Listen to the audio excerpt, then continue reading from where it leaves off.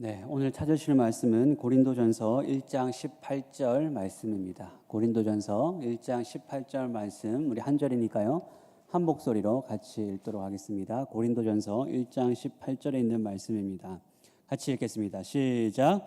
십자가의 도는 자에게는 미련한 것이요 구원을 받는 우리에게는 하나님의 능력이라. 아멘. 예, 오늘 이 자리에 오신 여러분들에게 하나님의 은혜가 가득 넘치시기를 소원합니다.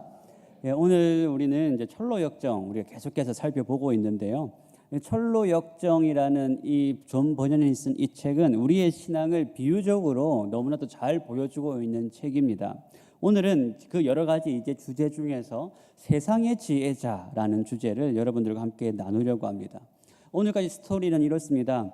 우리가 지난 시간까지 살펴본 것처럼 이 크리스천이라는 이 사람이 이제 멸망의 도시를 떠납니다. 멸망의 도시를 떠나서 좁은 문을 향해서 그 순례의 길을 지금 걸어가고 있습니다.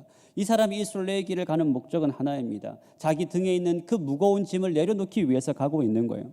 지금 이 짐은 무엇을 의미하고 있냐면 자신의 죄의 짐입니다. 자신 안에 있는 해결되지 못하는 이 죄, 벗어버리고 싶은 이 죄의 멍에의 무게를 의미하고 있는 거예요.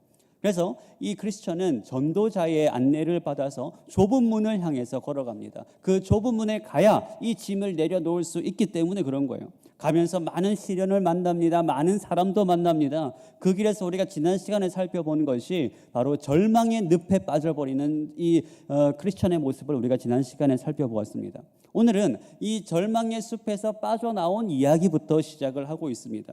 절망의 수렁에서 빠져나온 이 크리스천의 모습은 굉장히 지치고 남루하고 비참해져 보이는 모습입니다.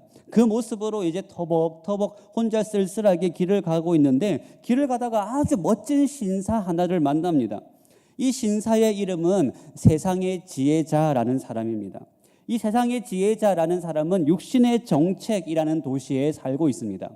그러니까 지금 이 세상 지혜자가 살고 있는 곳이 육신의 정책이고 이 사람의 이름이 세상의 지혜자다라는 것을 통해서 우리가 이 사람이 어떠한 사람인가라는 것을 우리가 알 수가 있습니다. 이 사람은 어떤 사람이에요? 세상의 지혜를 가지고 있는데 이 사람은 철저하게 육신의 원리로 살아가는 사람입니다.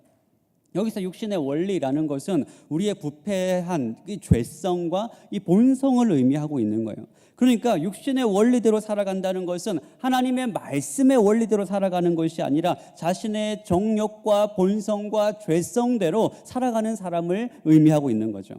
그래서 세상의 지혜자는 길을 가는 이 크리스천을 보면서 이 사람이 크리스천이라는 것을 단번에 알아봅니다. 왜냐하면 이 멸망의 도시에서 크리스천이 이제 뛰쳐나왔다라는 이 소문이 그 지역에 쫙 퍼져가지고 이제 이 크리스천이 굉장히 유명해진 거예요. 그래서 이 세상의 지혜자는 이 크리스천의 그 모습, 비참하고 힘없이 터덜터덜 무거운 짐을 지고 오는 그 모습을 보면서 이 사람이 크리스천이다라는 것을 금방에 알아봅니다. 그래서 크리스천을 향해서 지혜자가 이런 질문을 하죠. 그렇게 무거운 짐을 지고 어디로 가고 있습니까? 그러자 크리스천이 대답합니다. 저는 좁은 문을 향해서 갑니다. 왜냐하면 거기서 저의 무거운 짐을 벗을 수 있기 때문입니다. 그러자 세상 지혜자가 다시 묻습니다. 당신에게는 아내와 자녀들이 있습니까? 그러자 크리스천이 대답하기를 예, 있습니다. 그러나 이 무거운 짐을 지고 난 후에는 예전처럼 그들과 즐거움을 나눌 수가 없습니다. 제가 생각하건대 지금 저에게는 가족이 없는 거나 마찬가지입니다. 지금 세상 지혜자는 크리스천을 향해서 두 가지 질문을 지금 하고 있습니다. 이 질문의 의미가 뭐예요? 하나는 짐에 대한 질문이고 하나는 지금 가족에 대해서 질문을 하고 있어요. 이 두 가지 질문이 의미하는 바가 뭘까요? 이 두 가지 질문은 이 크리스찬의 가장 민감하고 아픈 부분입니다.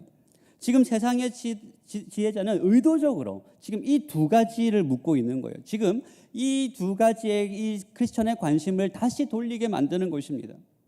이것은 사단이 처음에 여자를 유혹했던 방법과 똑같은 방법을 사용했습니다. 창세기 3장에 보면 뱀이 여자를 유혹을 합니다. 뱀이 여자를 유혹할 때 뱀의 모습이 간교했다라고 되어 있는데 간교했다라는 말의 다른 말은 지혜롭다, 매력적이다라는 거예요. 마치 오늘 그 세상 지혜자의 모습처럼 처음에 뱀의 모습은 굉장히 지혜롭고 매력적인 모습입니다. 그래서 여자에게 질문을 하죠. 하나님이 참으로 너희에게 동산 모든 나무의 열매를 먹지 말라 하시더냐? 지금 뱀은 의도적으로 이 여자의 시선, 이 여자의 관심을 어디로 맞추고 있습니까? 선악과에 맞추고 있는 거예요. 의도적으로 하나님의 명령이 뭔가 부정적인 것으로 지금 만들고 있는 것입니다. 원래 하나님께서 아담과 하와에게 허락하신 건 뭐예요? 동산에 있는 모든 나무를 다 허락하셨습니다. 풍성하게 주시면서 다 네 거다라고 했는데 한 가지만 금하신 거예요. 선악을 알게 하는 나무의 실과만 금하게 하신 겁니다. 그런데 사단은 어디에 초점을 맞추게 합니까? 하나님께서 금하신 그 나무 한 그루에 초점을 맞추게 하면서 하나님께서 마치 뭔가 다 숨기고 계신 것처럼, 하나님께서 뭔가 다 금하신 것처럼 하나님의 선하심을 지금 의심하게 만드는 것이 사단의 전략이었습니다. 지금 세상 지혜자도 마찬가지죠. 크리스찬이 지금 어깨에 메고 있는 무거운 짐을 지금 강조하고 있어요. 떠나온 아내와 지금 자녀들에게 다시 시선을 돌리게 하고 있는 것입니다. 의도적으로 관심을 그쪽으로 맞추고 있는 거예요. 여러분, 세상의 유혹은 항상 이런 식으로 찾아옵니다. 죄의 유혹은 처음부터 무시무시한 유혹으로 우리에게 다가오는 것이 아닙니다. 지금 크리스찬이 집중해야 되고 크리스찬이 바라봐야 될 것은 뭐예요? 지금 자기가 가고 있는 좁은 문입니다. 자기가 가고 있는 그 길에서 벗어나면 안 돼요. 거기에 집중을 해야 되는데 거기서 눈을 돌리는 순간부터 유혹에 빠지기 시작을 하는 거예요. 결국 시험이라는 것은, 유혹이라는 것은 어디에 우리의 초점을 맞추냐, 우리의 시선을 어디에 두느냐에 따라서 결정이 되는 것입니다. 우리가 시험에 빠지는 이유는 뭐예요? 우리가 하나님께 우리의 시선을 고정해야 되는데, 주신 은혜에 집중을 해야 되는데 나에게 없는 것에 집중을 하기 시작을 합니다. 엉뚱한 것에 우리의 시선을 고정하기 시작하니까 우리가 시험에 빠지기 시작하는 거예요. 여러분, 우리는 하나님께 집중을 해야 됩니다. 나에게 없는 것, 원망과 불평이 되는 것, 내가 부러워하는 것, 거기에 우리의 초점을 맞추는 것이 아니에요. 우리가 받은 은혜가 무엇인가? 하나님이 우리에게 주신 약속이 무엇인가? 하나님께서 우리에게 말씀하시는 바가 무엇인가? 거기에 집중을 해야 되는 거예요. 지금 세상 지혜자는 이 크리스천을 지금 엉뚱한 것에 지금 이제 다시 관심을 돌리고 있는 거예요. 그래서 세상 지혜자는 이 질문을 하면서 곧바로 크리스천에게 하는 말이 있습니다. 만약 내가 당신에게 조언을 한다면 그러면 당신은 내 말을 듣겠습니까? 이 질문을 하는 거예요. 그러자 이 크리스천은 그 충고를 내게 듣겠다라고 이야기합니다. 저는 충고가 필요합니다라고 이렇게 이야기를 합니다. 그러자 세상 지혜자가 하는 충고가 뭔지 아세요? 지금 당장 그 짐을 벗어버리라라는 것입니다. 여러분, 크리스천이 지금 이 길을 가는 목적이 뭐예요? 자기 등에 있는 이 짐을 벗어버리는 거예요. 이 짐은 뭘 의미해요? 하나님의 심판과 진노, 죄의 결과로부터 오는 하나님의 두려운 심판, 하나님의 두려운 진노, 그 무게가 지금 이 크리스찬을 누르고 있는 것입니다. 그래서 이 짐을 벗어버리기 위해서 지금 이 십자가의 길, 이 좁은 길을 가고 있는 거예요. 그것으로부터 벗어나 자유롭고 싶은 것입니다. 그런데 세상 지혜자는 지금 뭐라고 하고 있어요? 왜 그렇게 좁은 길로 가냐는 거예요. 지금 당장 벗어버리라는 것입니다. 그렇게 수고하지 말고 지금 그냥 그것을 벗어버리면 당신은 곧바로 마음의 평안과 하나님의 축복을 누릴 수가 있습니다 라고 지금 세상 지혜자는 그렇게 이야기하고 있어요. 지금 세상 지혜자가 말하고 있는 이 말의 의미가 뭐예요? 그렇게 수고하면서 어렵게 그 길 갈 필요가 없다는 것입니다. 지금 크리스천이 지고 있는 그 짐을 스스로 내려버리라라는 거예요. 쉬운 길로 가라라는 것입니다. 편한 길로 가라라는 거예요. 이것이 세상 지혜자의 유혹입니다. 지금 이 사람은 믿음을 버리라고 말하고 있는 것이 아닙니다. 하나님을 부정하라고 지금 시험하고 있는 것도 아닙니다. 다만 편한 길로 가라라는 거예요. 쉬운 방법이 있는데 왜 그렇게 힘들고 굳이 힘들게 그 길을 가고 있느냐라는 거죠. 이건 예수님도 그렇게 시험을 당하셨어요. 예수님께서 공생애를 시작하시기 전에 40일 금식 기도를 하십니다. 40일이 끝나자 마귀가 예수님을 시험합니다. 그 첫 번째 시험이 내가 만일 하나님의 아들이어든 명하여 이 돌들로 떡덩이가 되게 하라라는 것입니다. 무슨 말을 하고 있어요? 당신이 하나님의 아들이면, 당신이 하나님의 아들이라면 굶주릴 필요가 없다는 거예요. 지금 그렇게 굶주려 있을 필요가 없다는 것입니다. 뭐라고 말합니까? 돌을 떡으로 만들어 먹으면 쉽게 그 배고픔을 해결할 수 있는데 왜 그냥 그렇게 수고스럽게 굶주려 있느냐라는 거예요. 그런데 예수님께서 뭐라고 말씀하십니까? 예수님께서는 단번에 그것을 말씀을 기록하여서 말씀을 인용하셔서 그것을 거부하십니다. 예수께서 대답하여 이르시되 기록되었으되 사람이 떡으로만 살 것이 아니요 하나님의 입으로부터 나오는 모든 말씀으로 살 것이라 하였느니라 하시니. 그러니까 지금 예수님께서 하시는 말씀이 뭐예요? 사람이 떡으로만 사는 것이 아니라는 것입니다. 중요한 것은 무엇입니까? 내가 하나님의 뜻에 순종하는 것, 하나님의 말씀이 중요하다라는 것입니다. 예수님께서는 생존을 위해서는, 육신의 평안함을 위해서는 지금 떡이 필요합니다. 그런데 예수님께서는 떡보다 중요한 한 가지가 있다고 말씀하세요. 우리가 평안함을 누리고 안정을 누리고 생명을 유지하는 생존의 문제보다 더 중요한 한 가지가 있는데, 그것이 무엇이냐? 하나님 말씀에 순종하는 거예요. 하나님의 지금 뜻은 무엇입니까? 예수님께서 돌을 떡으로 만드실 능력이 있는 분이시지만 하나님의 뜻은 지금 굶주린 채로 그 자리에 있는 것, 인내하는 것, 기다리는 것, 그것이 하나님의 뜻이에요. 그래서 예수님께서는 사람이 떡으로만 사는 것이 아니라 하나님의 말씀으로 사는 것이라고 그렇게 지금 말씀하고 계시는 거예요. 이것은 우리의 존재의 목적을 묻고 있는 질문입니다. 우리가 무엇을 위해서 살아갑니까? 우리가 무엇을 위해서 살아가느냐라는 거예요. 우리가 떡을 위하여 살아가느냐, 우리의 육신을 위하여 살아가느냐, 아니면 하나님 말씀을 위해서 살아가는가, 우리의 존재의 목적, 근본적인 문제가 무엇이냐를 묻는 것입니다. 예수님께서 말씀하시는 우리 인생의 최고의 가치는 무엇인가요? 하나님 말씀에 순종하는 것입니다. 왜 그래요? 하나님께서 우리 인생의 주권자이시기 때문에 그래요. 하나님께서 왕이시기 때문에 그렇습니다. 그래서 우리의 삶의 가치는 우리가 어떤 것을 누리며 어떤 것을 가지고 얼마나 대단한 삶을 살아가는가, 그런 육적인 모습을 통하여 우리 인생의 가치가 결정되는 것이 아닙니다. 우리 인생의 가치는 하나님의 말씀을 통하여서 우리 인생이 결정이 되는 거예요. 그 말씀을 따라 순종하는 삶을 살 때 우리가 참된 가치 있는 삶이요, 의미 있는 삶을 살아가게 되는 것입니다. 그런데 왜 세상은 이것을 이해하지 못합니까? 왜 그래요? 철저하게 육신의 기준으로만 살아가기 때문에 그래요. 오늘 등장하는 이 세상의 지혜자가 하는 말도 바로 그 말 아닌가요? 세상 지혜자가 하는 말은 굉장히 합리적인 말입니다. 굉장히 매력적인 말이고 맞는 말이에요. 그런데 철저하게 세상과 육신의 기준으로 이 말을 할 뿐입니다. 지금 세상 지혜자가 크리스천을 향해서 그 무거운 짐을 벗어버리라고 말하고 있지만, 그런데 그 짐은 어때요? 실제로는 벗어버린다고 그것을 내 마음대로 벗어버린다고 벗어지는 것이 아니에요. 이건 결국 십자가 앞에서 많이 해결되는 문제입니다. 거기 가서야 해결될 수가 있는 거예요. 그런데 세상 지혜자는 그렇게 고생할 거 없이 지금 벗어버리라는 거예요. 왜 그렇게 어려운 길로 가냐라는 것입니다. 남들처럼 그냥 편하게 신앙생활을 하면 되는데 왜 그렇게 수고하고 혼자 열심히냐는 거예요. 우리가 자주 듣는 질문 아니에요? 예수를 믿어도 좀 적당히 믿지, 무슨 광신자도 아니고 그렇게 목숨 걸고 믿어. 남들만큼만 하면 되지, 그냥 주일날 예배만 잘 가면 되지, 뭐 한다고 새벽 기도하고 수요기도 금요기도에 어머니 기도에 그렇게 교회 나가 사는 이유가 뭐야? 뭐 한다고 남들은 그렇게 세상과 적당히 타협하면서 살아가는데 뭐 한다고 그렇게 고생하면서 그렇게 믿으면 떡이 나와? 뭐가 나와? 적당히 좀 해, 적당히 좀. 여러분 이런 말 많이 들어보시죠? 자주 여러분 이런 말 한 번쯤은 우리가 신앙생활하면서 한번 안 들어봤습니까? 안 들어봤으면 문제가 있는데, 그죠?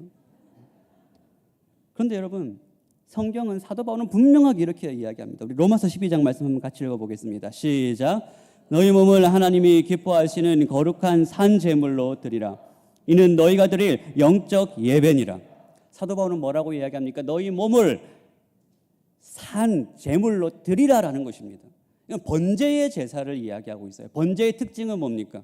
그 제물을 하나도 남김없이 온전히 다 태워버리는 헌신의 의미가 있어요. 그러니까 하나님께서 우리에게 원하시는 삶은 우리의 일부분만을 원하시는 것이 아닙니다. 그냥 주일에 1시간만 나에게 내다오, 그 이야기하는 것이 아니에요. 우리의 온전한 삶, 모든 삶을 하나님께서 원하시는 것입니다. 우리의 모든 시간, 모든 생각, 우리의 모든 것을 하나님께서 원하시는 것입니다.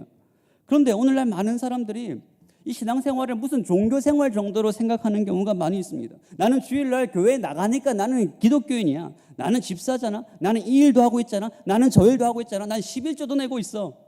이 정도 하니까 우리가 성도의 삶을 살고 있고 내가 괜찮은 삶을 살고 있다라고 생각하는 경우가 많이 있어요.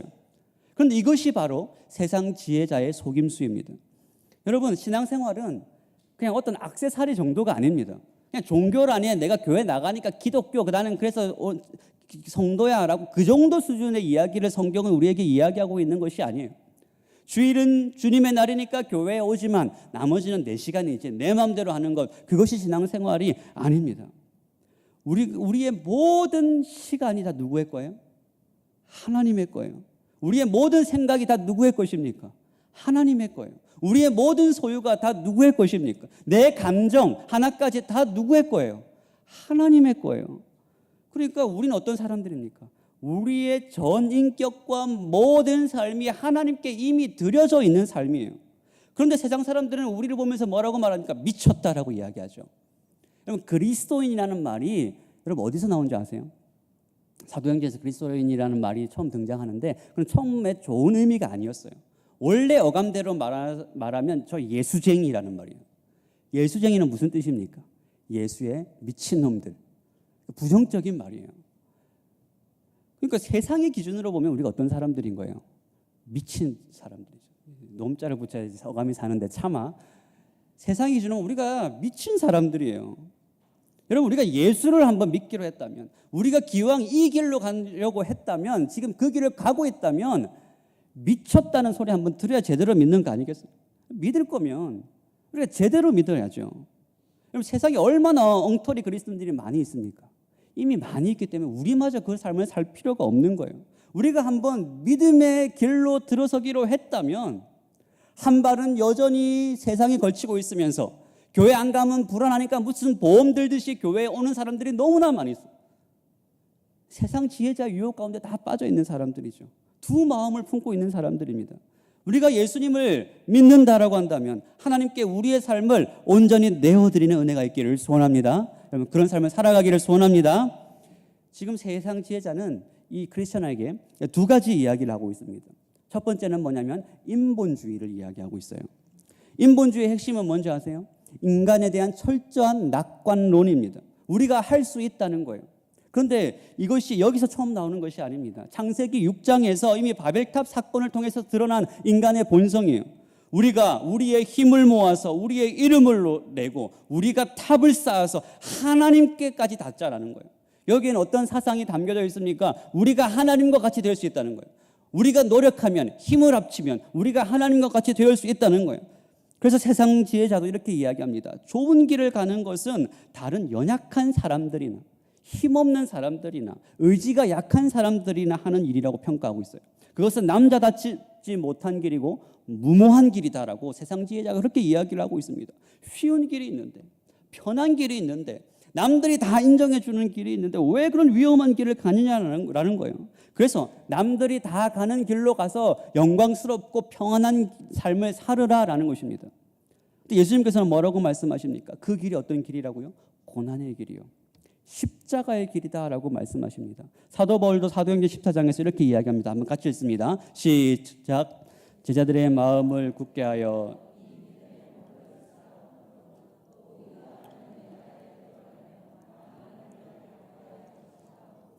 여러분, 뭐라고 이야기합니까? 우리가 하나님 나라에 들어가려면 어떻게 해야 된다고요? 많은 환난을 겪어야 될 것이다. 사도 바울이 이렇게 이미 이야기를 하고 있어요. 신앙생활을 한다는 것은 우리에게 핑크빛 미래만을 이야기하고 있는 것이 아닙니다. 항상 잘 될 거야, 항상 복 받을 거야, 항상 형통할 거야, 그것을 우리에게 약속하고 있는 것이 아닙니다. 고난을 이야기하고 있어요. 환난에 대해서 이야기하고 있습니다. 왜 그렇습니까? 이 세상이 흘러가는 세상의 원리와 우리가 살아가는 이 신앙의 원리가 정면으로 부딪히기 때문에 그래요. 정면으로 서로가 서로를 거스르기 때문에 우리가 이 원리로 세상 가운데 살아가면 반드시 세상 속에서 충돌을 경험하게 되고 환난을 경험하게 되고 반대를 경험하게 되는 것입니다. 그런데 여러분, 그걸 두려워할 필요는 없어요. 왜냐하면 세상은 우리를 대적하지만, 세상 가운데 우리가 환난을 당하지만 우리에게는 하나님이 우리와 함께 하시는 하나님의 은혜와 섭리가 있기 때문에 그래요. 하나님께서 그 백성들을 돌보시기 때문에 그렇습니다. 그 가운데 하나님의 은혜를 경험할 수 있기 때문에 그래요. 하나님께서 그 백성을 지키시고 보호하고 형통케 하시기 때문에 그 길이 힘들고 어렵다고 할지라도 그러나 우리가 그 길을 기쁨으로 갈 수가 있는 거예요. 그 길을 쩔쩔매면서 고난처럼 가는 것이 아니라 그 길을 기쁘고 행복함과 감사로 갈 수가 있는 거예요. 우리가 살아가는 그 삶이 그렇잖아요. 여러분, 예수 믿는다고 많이 어려움이 있으시죠? 많은 부딪힘이 있으시죠? 그럼에도 불구하고 우리가 이 자리에 나와 있는 이유가 무엇입니까? 우리 가운데 그 예수 그리스도를 따르는 기쁨이 있기 때문에 그런 거 아니에요? 그 가운데 은혜가 있기 때문에 우리가 이 길을 가는 거 아닙니까?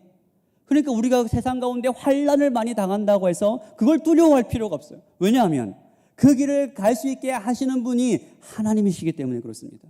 그렇기 때문에 우리는 세상의 요구가 아니라, 세상의 기준이 아니라 하나님께서 말씀하시는 대로 우리가 살아가야 되는 이유가 바로 여기에 있어요. 두 번째 있습니다. 세상 지혜자가 크리스천에 제시하는 두 번째 길은 율법주의입니다. 세상 지혜자는 좁은 문으로 가는 대신에 다른 길을 제시하고 있어요. 도덕이라는 마을로 가라고 합니다. 도덕이라는 마을로 가면 거기에 율법주의자가 사는데 율법주의자가 당신의 짐을 벗어버리게 할 것입니다 라고 이야기하고 있어요. 물론 우리가 율법주의에 대해서는 우리가 다음 시간에 또 나올 것이기 때문에 오늘 자세하게 다루지는 않습니다. 그런데 한 가지만 짚고 넘어가면 이 율법주의도 결국은 인본주의의 연장선에 있습니다. 왜요? 우리가 율법의 행위로 스스로 의로워질 수 있다라고 생각하기 때문에 그래요. 우리의 노력과 우리의 능력과 우리의 힘으로 구원받을 수 있다고 생각하기 때문에 그렇습니다. 그런데 이 율법주의는 마치 마취제와 같아요. 우리가 몸이 많이 아프면 거기 마취하면 통증을 느끼나요? 못 느끼나요? 못 느껴요. 그런데 통증이 없다고 해서 병이 나은 것입니까? 안 나았어요. 그냥 통증만 없앤 거예요.